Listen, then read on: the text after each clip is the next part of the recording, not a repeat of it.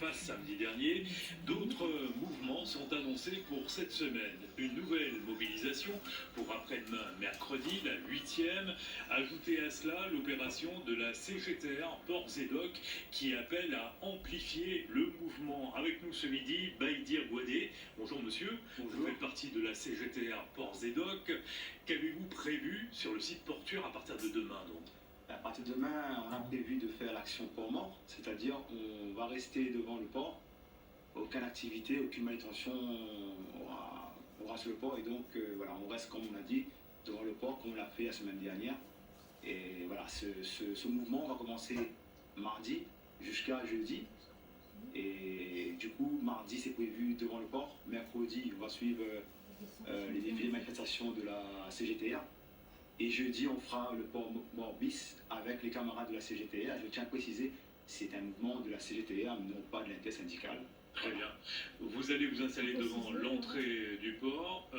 Aucune entrée ou sortie de containers à partir de demain? C'est bien ça, parce qu'au fait, comme c'est nous-mêmes qui travaillons sur le port, donc on va rester devant le port.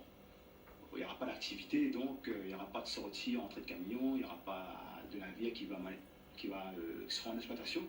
Donc du coup, on reste devant le port. Un mouvement qui s'inscrit, je le disais, dans l'opposition à la réforme des retraites. En quoi cette réforme vous pénalise-t-elle? Cette réforme nous pénalise comme tous les autres employés ou travailleurs de la Réunion ou de la France. C'est-à-dire, nous, on n'a pas de régime spécial. C'est-à-dire, actuellement, c'est à 62 ans qu'on part en retraite.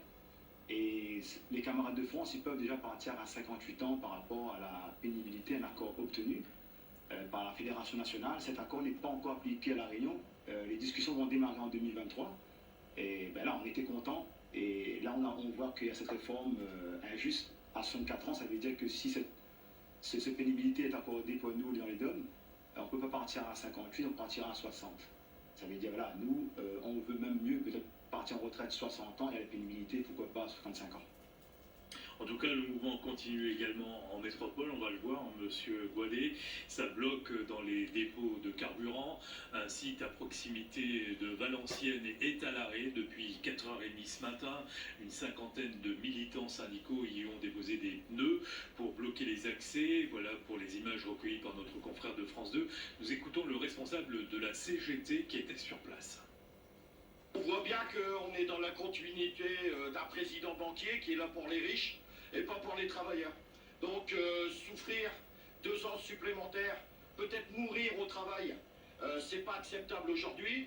Quand on voit les richesses de ce pays, elles doivent être réparties entre tous les travailleurs et pas seulement à quelques privilégiés du CAC 40 et de l'État. Donc on le voit sur le terrain syndical, plusieurs actions. Sur le terrain politique maintenant, on va retrouver Guillaume Daré devant l'Assemblée nationale.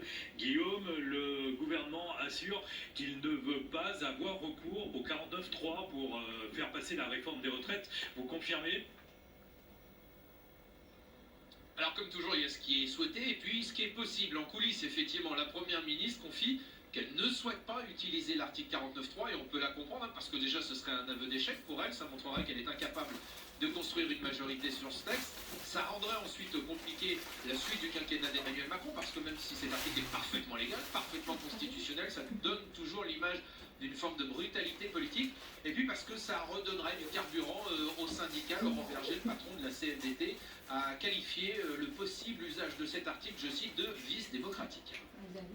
En tout cas, pour l'instant, le gouvernement est confiant sur cette réforme des retraites.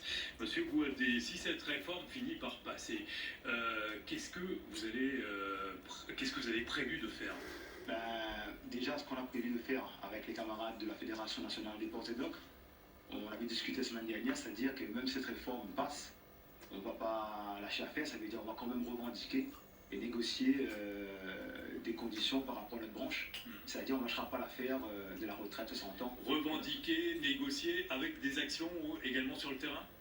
C'est possible, avec les camarades, selon les activités, selon la décision sera prise. Et voilà, on continuera le mouvement et même s'il y a des actions à faire dans la semaine à venir, même si la réforme est passée, on va continuer pour obtenir justice. C'est-à-dire, on peut voir le port être bloqué dans les prochaines semaines, dans les prochains mois? C'est une possibilité. Pour l'instant, la décision n'est pas encore été prise. Je veux dire, en gros, c'est les discussions qu'on va reprendre avec tous les syndicats d'hockey portuaire de France. Et ben, on attend la suite. En tout cas, cette semaine, donc demain, journée port-mort. C'est bien ça. Mercredi, vous allez rejoindre l'intersyndicale pour les manifestations. Et jeudi, à nouveau, une journée port-mort pour la CGTA Ports-et-Docs. C'est bien ça. Merci beaucoup, Baïdir Gouadé. Voilà des mouvements sociaux que nous allons suivre toute cette semaine. Merci d'être venu sur ce plateau. Parlons football.